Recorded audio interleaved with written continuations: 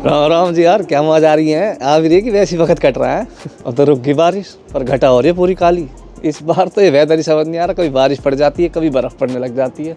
इस हफ्ते बर्फ भी पड़ रही है, ऊपर से आँख ठीक होके नहीं दे रही यार, इसने अलग दुखी कर रखा है।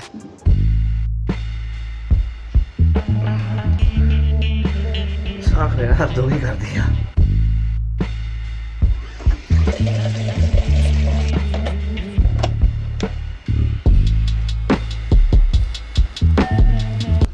रोज सुबह जाने से पहले गर्म पानी से इसकी सिकाई करनी पड़ती है, तो थोड़ा ठीक रहता है, मतलब दर्द वर्द नहीं होता, रिलैक्स रहता है। डॉक्टर ने बोली थी यही करने की, जब तक ठीक नहीं होती कर ही रहेंगे। तो ऐसे गर्म पानी में टॉवल डालो, ओहो इसको ऐसे ज़्यादा गर्म है, 4-5 मिनट ही लगते हैं। उसके बाद पूरा दिन मस्त खूब उड़े डोलो, काम में कोई दिक्कत नहीं आती। डॉक्टर ने बोली थी थोड़ा स्क्रीन कम देखो, तो जितना हो सकता है स्क्रीन तो मैं कम ही देख रहा हूँ। एक्सरसाइज वगैरह करते हो, मैंने किया कर लेता हूँ थोड़ी बहुत। तो कह रहा ना एक्सरसाइज भी नहीं करनी थोड़े दिन, अब इसको प्रॉपर ठीक करो। एक्सरसाइज से ब्लड फ्लो बढ़ता है और इसमें पता नहीं क्या कुछ बोल रहा था वो। अभी कह रहा थोड़े दिन रेस्ट करो। इस चक्कर में मैं कोई वीडियो भी नहीं डाल पा रहा। चल भाई विट्ठल कहानियाँ नहा धो के सफर वक्त है यार। ऑफिस में YouTube के बारे में एक दो को पता है, तो फिर वही रहता है। अभी ऑफिस में मेरे को खुद भी वो बोलते हैं ज्यादा स्क्रीन मत देखा कर, जब तेरे को डॉक्टर ने मना करी। मेरे को भी मैनेजमेंट का काम ज्यादा देते हैं, कोडिंग वोडिंग इतना ज्यादा मैं अब करता नहीं हूँ। तो अब वही सारी चीजें, अब मैं ये सब छोड़ के वीडियो बनाने लग जाऊँ तो वो देखने वाला तो बोलेगा कि साले ऑफिस में तो इसकी आंख दर्द हो जाती है, पर वैसे इंस्टाग्राम और यूट्यूब पे दबा वीडियो डाले जा रहा है। तो इस चक्कर में थोड़ा सा ब्रेक चल रहा है।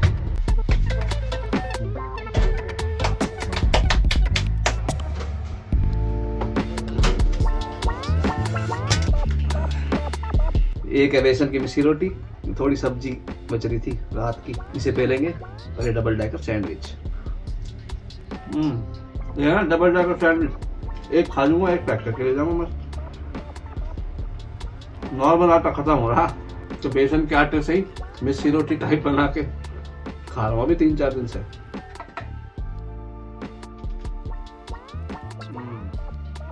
पैक कर दिया, ये लेके चला जाऊंगा मैं।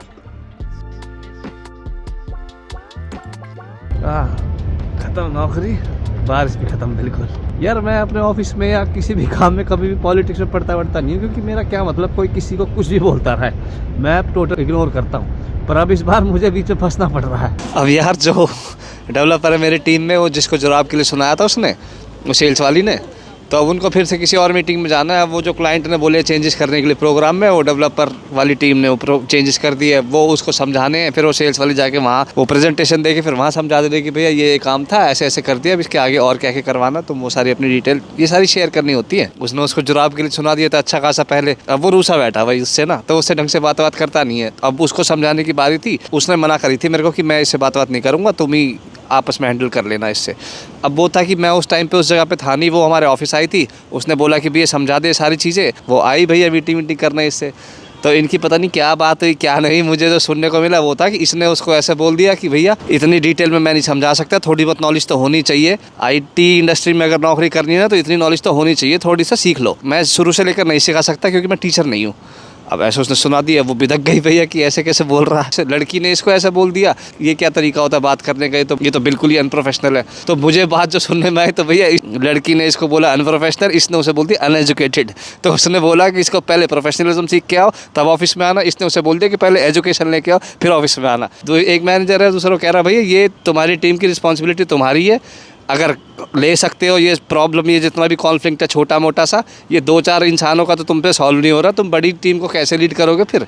तो ये अगर तुम पे सॉल्व हो रहा है तो बता दो, रिस्पॉन्सिबिलिटी ले सकते हो, अगर नहीं ले सकते हम किसी और को रिस्पॉन्सिबिलिटी दे देंगे, तुम अपना दिन भर बैठ के कंप्यूटर ही बजाओ, नहीं हो रही तुम्हारे से ये सारी चीज़ें हैंडल। तो मैंने कि यार रुको मैं देखता हूँ। मैं सोच रहा हूँ यार कैसे एडजस्ट करूँ इन दोनों का। मैं गया उसके पास जाके बोला मैंने कि भाई देख तेरी बात तो मैं समझता हूँ, अब देख हम तो काम करना ही है, वो तो तेरी चीज़ समझने से राज़ी नहीं है, पर अब क्या कर सकते, किसी को तो रिस्पॉन्सिबिलिटी लेनी पड़ेगी। वो तो जो है भैया अब उससे तो एक्सपेक्ट कर नहीं सकते हम, पर तू तो समझदार है, तू ही समझ ले। हाँ, तू ही है जो कर सकता है, जो इस चीज़ को हैंडल कर सकता है, नहीं तो नहीं हो पाएगा, सारा काम ख़राब हो जाएगा। नहीं समझ रहा अगला इंसान तो ना समझे, पर हमें तो काम करना है ना, कि हम सारा मैटर अपने हाथ में लेके करें तो काम जल्दी हो जाएगा, फिर उसके बाद हमें उससे कोई मतलब नहीं। और यही सारी चीज़ मैंने जाके ना उसको भी बोल दी, लड़की को, कि तू ही तो समझदार है, तेरे से ही हो सकता है ये।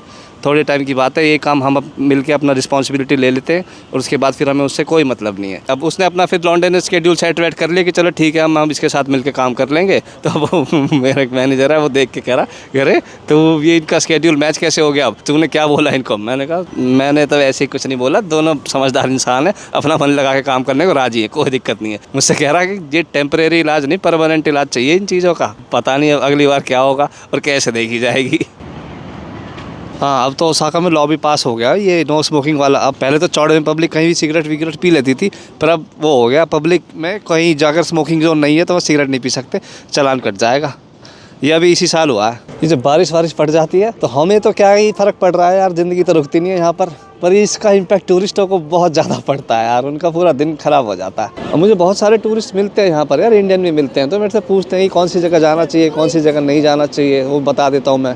वेज नॉन वेज के ऑप्शन पूछते हैं। वेज वालों के लिए जापानीज़ खाने में ऑप्शन तो हैं, पर वो टेस्ट के लिए ज़्यादातर ना, पेट नहीं भरेगा उनसे अगर ठीक से नॉलेज नहीं है। तो बेस्ट तो वही है, सबवे में मिल जाता है वेज बढ़िया, उससे पेट भी भर जाएगा। और आजकल वो स्टारबक्स में एक आता है मशरूम कीमा करके आता है, वो वेज ही है, वेगन, वो भी उसका टेस्ट भी बढ़िया है, उससे भी पेट भर जाता है। और कौन सी जगह ऐसी है जो सच में ही बढ़िया है, जाना चाहिए, या फिर सिर्फ इंस्टाग्राम में ही फेमस हो रखी है? क्योंकि इंस्टाग्राम में तो फोटो तो सारी बढ़िया ही होती है ना। जहाँ मेरे जैसे लोकल है यार, उनको तो है ही ना बहुत ज़्यादा नॉलेज। जापान कंट्री ऐसी है ही यार, यहाँ पर इंग्लिश बहुत ही ज़्यादा कम बोलते हैं, तो जिनको जापानीज नहीं आती ना, वो बस बार बार से ऐसे देख के ही चले जाते हैं, बढ़िया तरीके से एक्सप्लोर नहीं कर पाते अगर उनके साथ कोई जापानीज बोलने या पढ़ने वाला ना हो तो। क्योंकि जो जापानीज बोल लेता पढ़ लेता उसके लिए तो फिर पूरी कंट्री खुली हुई है ना, कोई भी रेस्टोरेंट जाओ, कहीं भी कुछ भी करो, खुला डोलो चौड़े में। और जिनको जापानीज आती है वो समझते हैं इस बात को अच्छी तरह से। जब मुझे जापानीज नहीं आती थी तो मैं भी ऐसे भरना है डोलता था। शॉपिंग वॉपिंग का सीन रहता है यार, कि वो सेम ही चीज़ है, कई जगह पे वो महंगी मिलती है क्योंकि वो जगह ही टूरिस्टों को अट्रैक्ट करने के लिए होती है, तो बिजनेस है ना।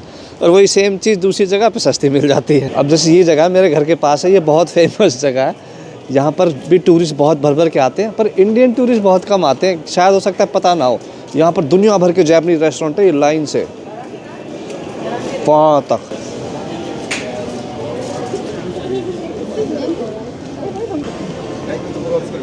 हाँ, वेज में एक और ऑप्शन यहाँ पर वो और भी होता है, कुशिकात्सु बोलते हैं उसको, वो सब्जी में डंडी घुसाई और ऐसे उसको पकौड़े की तरह तला और फिर उसे खाते हैं सॉस वॉस के साथ, वो भी बढ़िया लगता है। जैसे ये जगह है निप्पोम्बाशी, ये ओसाका में है। यहाँ पर ऐसे सेकंड हैंड आइटम ज़्यादा मिलते हैं, नए भी मिल जाते हैं, पर सेकंड हैंड के लिए ज़्यादा फेमस है। कितने लैपटॉप ले लो और कितने ही फ़ोन ले लो, यहाँ ऐसी दुकानें भर भर के हैं। ये होती है लोकल मार्केट। और वैसे अगर नया सामान लेना पूरा प्रॉपर, तो फिर वो मॉल में जाना पड़ेगा, वहाँ पर भी ऐसे भतेरे, वहाँ तो और भी हद से ज़्यादा वैरायटी होती है। टोक्यो में इसके लिए जगह है, वो है अकीहाबारा, वहाँ पर पुराना भी मिलता है, नया भी मिलता है।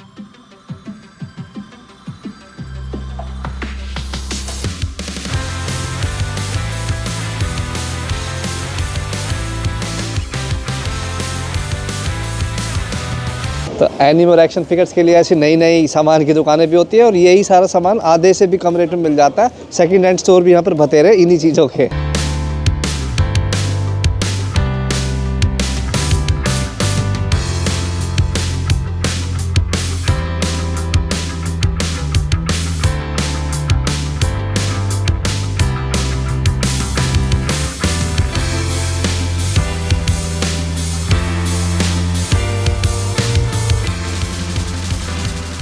बहुत गहरी ठंड है यार, करेंगे खाना पीना।